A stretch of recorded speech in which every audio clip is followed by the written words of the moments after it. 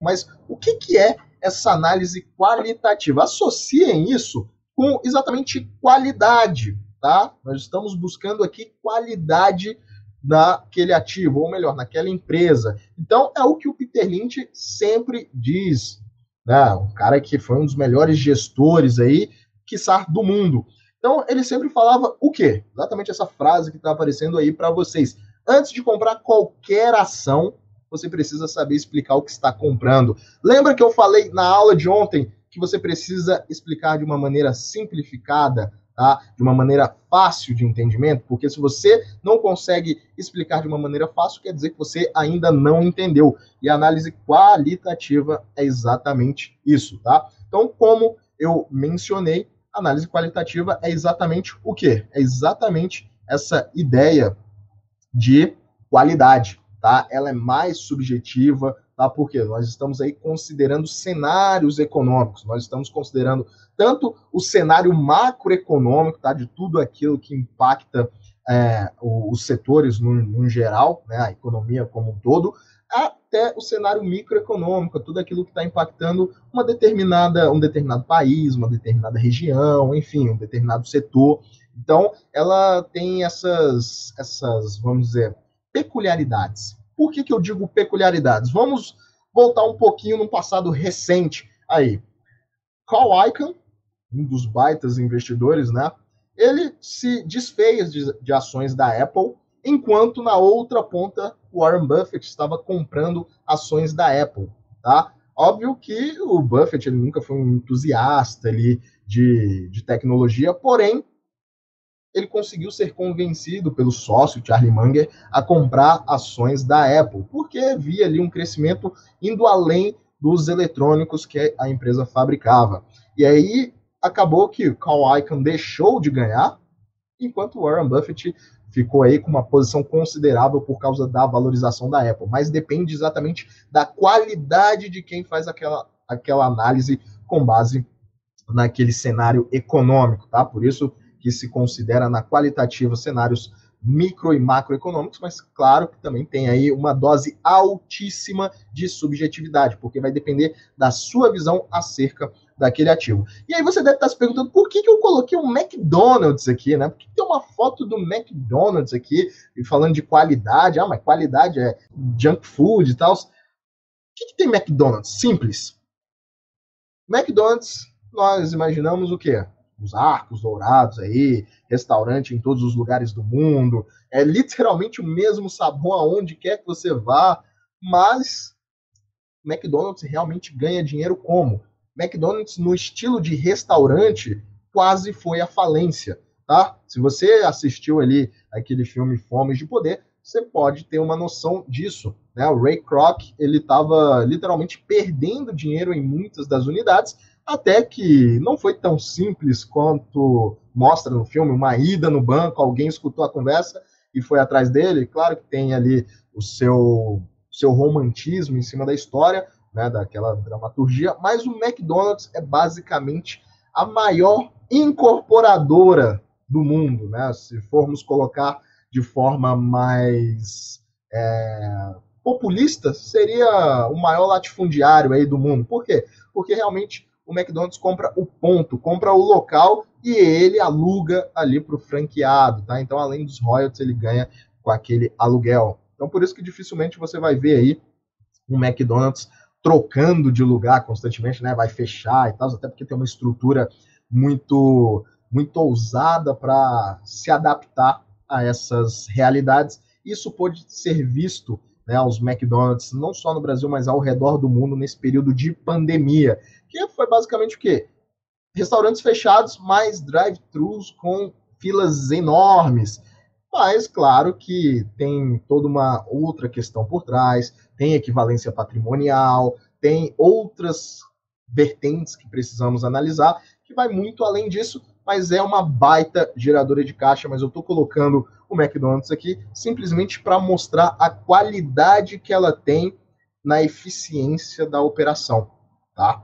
Então são alguns adjetivos aí a mais, simplesmente para mostrar o que o McDonald's consegue fazer. E quando a gente faz uma análise qualitativa, nós estamos realmente procurando o posicionamento estratégico que a empresa quer fazer para aquele cenário. Então, como é que a gente consegue identificar isso? Já vou dar a dica aqui aonde vocês devem procurar, que obviamente você não vai ler o relatório, né? Você não vai ler esse formulário de todas as empresas, porque é humanamente impossível. Nós temos ali um pouco mais de 400 empresas na Bolsa Brasileira.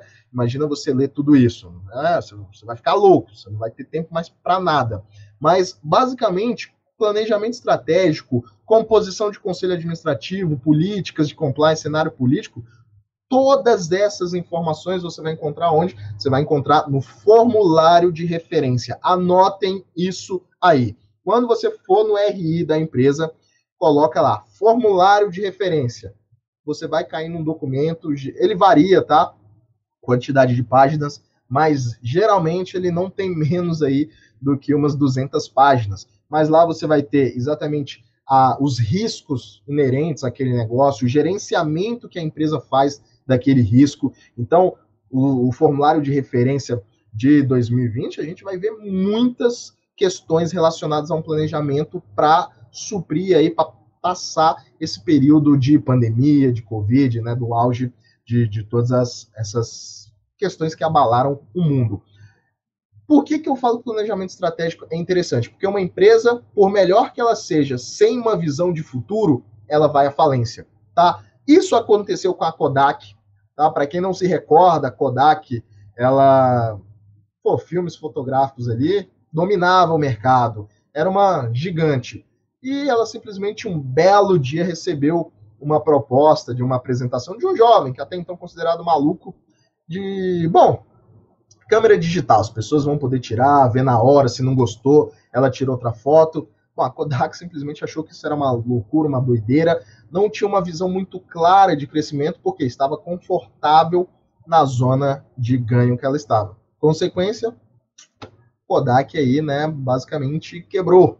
Outra empresa icônica também que dominou muito tempo aí até o final dos anos 90, Blockbuster. Blockbuster teve a oportunidade de comprar a Netflix, quando a Netflix não era essa gigante toda, mas quem é que vai querer alugar? Quem é que vai querer escolher o que assistir num conforto de casa sem sair? As pessoas gostam de ir na loja, de ver os filmes. Bom, Blockbuster não teve esse planejamento estratégico, tá? Vamos aqui trazer para o Brasil, empresa que não teve um planejamento estratégico porque nadava de braçadas aí no mercado. Quem arrisca chutar aqui no chat qual era essa empresa, tá? Pode, eu não vou falar ela ainda não, mandem aí no chat qual é a empresa que vocês acham que nadava de braçada aqui no mercado, adorada por todos os investidores, mas que vem numa degringolando cada vez mais os resultados da empresa. Simplesmente, essa empresa era exatamente como a Marcele colocou ali, Cielo. Tá? Cielo tinha uma margem absurda de 50%. Margem líquida. Tá? Não estamos falando de margem bruta, de margem EBITDA, estamos falando de uma empresa com margem líquida de 50%. Você, como CEO de uma empresa, você tem uma margem do teu negócio de 50%, você consegue crescer entregando um dividendo absurdo. Você vai querer pensar em possíveis ameaças para o teu negócio? Claro que não. Só que na realidade do mundo, né, saindo desse perfeccionismo da teoria, você tem que ficar atento, tá? É isso que faz, por exemplo, Apple, Microsoft e as mentes por trás dessas empresas. A gente costuma dizer o Steve Jobs, Bill Gates, agora mesmo o Elon Musk, porque são caras que eles pensam estrategicamente, eles conseguem reconhecer uma necessidade e sair na frente, serem precursores e também tirarem, tirarem a concorrência dali ou incorporarem a operação para ganhar volume, tá?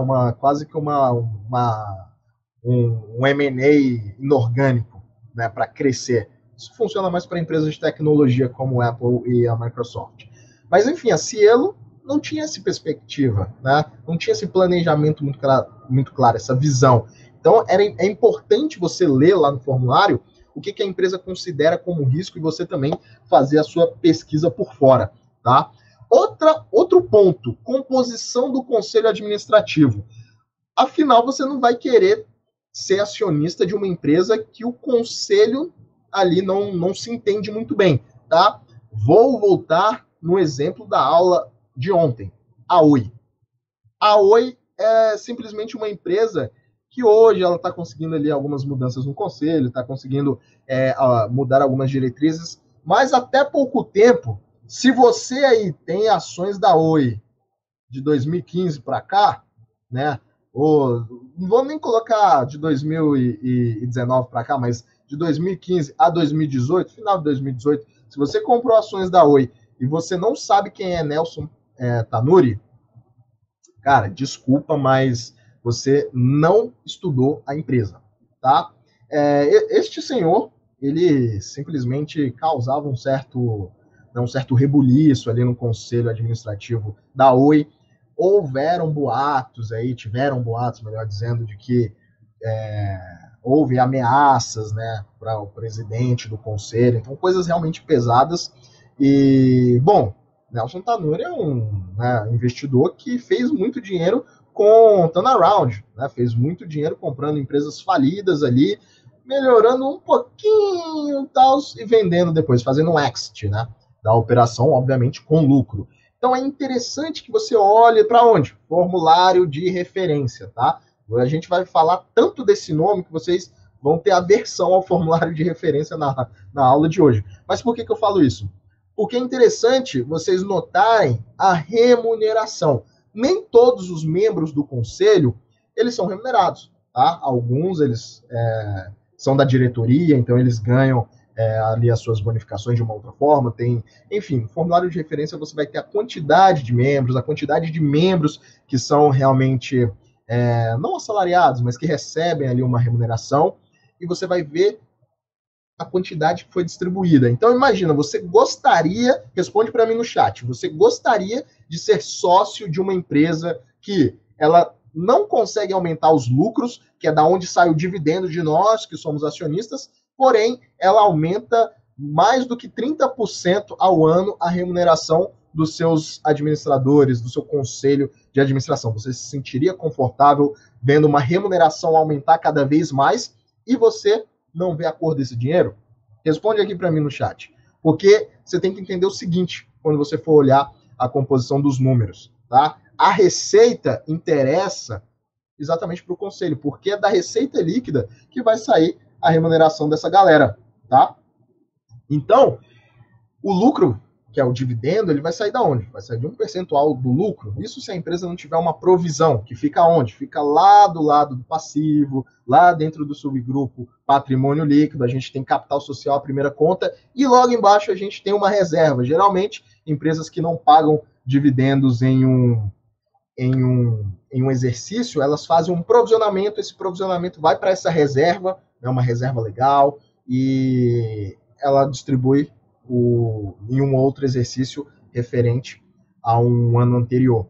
Então, é interessante saber isso. Política de compliance, de governança, é exatamente se linkando aquilo do planejamento estratégico, como que a empresa lida com risco, né?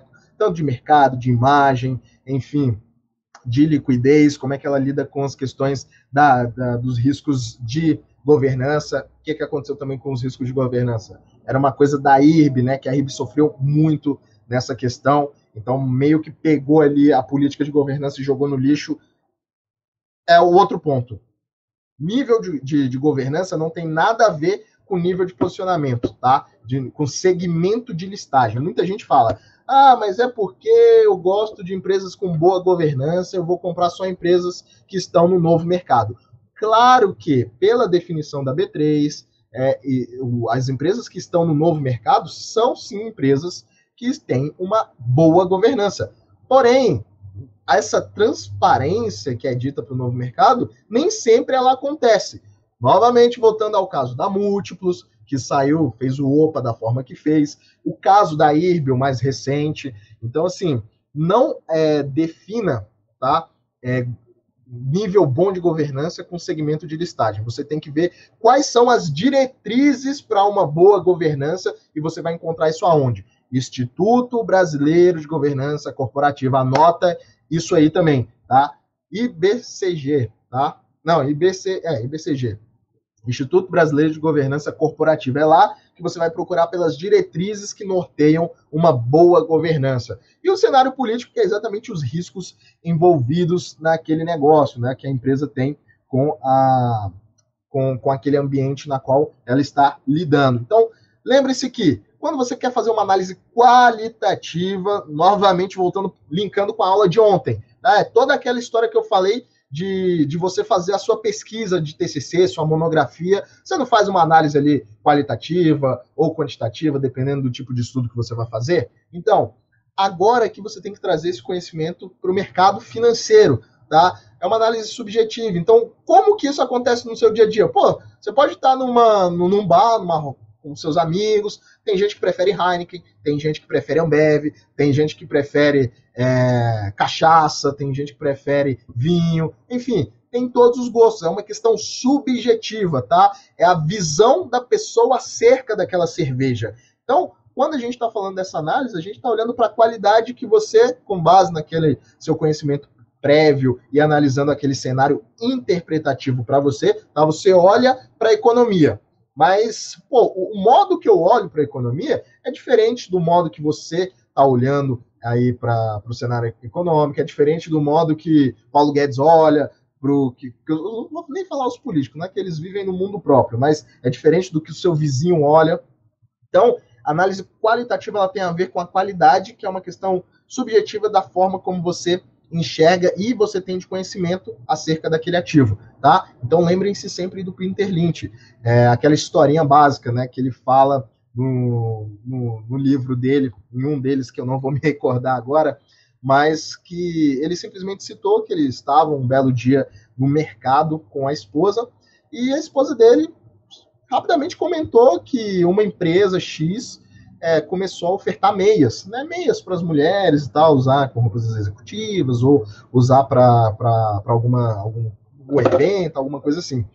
E estava tendo uma saída muito rápida, estava se esgotando nos mercados da região e meio que a empresa estava tendo que dobrar a produção para atender toda essa demanda por aquele produto. Isso ligou um start nele. Pô, minha esposa conhece o mercado, né? Usuária, comprou também. E deixa eu ver essa empresa. Qual é a empresa por trás dessa produção? Ele viu lá que a empresa era uma empresa listada em bolsa, mas que era uma empresa que o mercado estava batendo muito simplesmente porque a empresa alavancou excessivamente. O que aconteceu? Resumidamente, ele viu que o capex da empresa estava próximo de superar o fluxo das atividades operacionais, ou mais conhecido aí por vocês como fluxo de caixa operacional, FCO. E aí ele percebeu, bom, mas espera aí, a empresa está aumentando aqui o capex, mas trimestre após trimestre ela está conseguindo entregar resultado mesmo que a margem EBITDA, a margem bruta ali, esteja um pouco corroída por causa dos custos que estão aumentando. Então a empresa precisa de volume para diluir isso na operação e literalmente ganhar escala. Resumidamente, bem resumidamente, esse foi o racional dele. O que aconteceu? Ele entrou pesado ali. Deixa eu ver aqui. Isso, exatamente. O jeito Peter Lynch de investir, mano. É exatamente esse livro aí. E simplesmente ele entrou pesado, com a posição no fundo, muita gente criticando. Ah, você tá maluco, você tá louco. Bom, foi uma das ações que mais deram retorno aí pro fundo do Peter Lynch, tá? Então, aquela questão, você não precisa ser o gênio da matemática, o gênio do VBA para você investir, tá? Lembre-se, Excel aceita tudo, mas não prevê nada, tá? Você tem que usar isso daqui para pensar. Então, quanto mais conhecimento você tiver acerca de um setor, acerca de um cenário, né? Um cenário econômico ou do setorizado ali, você vai ter uma vantagem competitiva como investidor.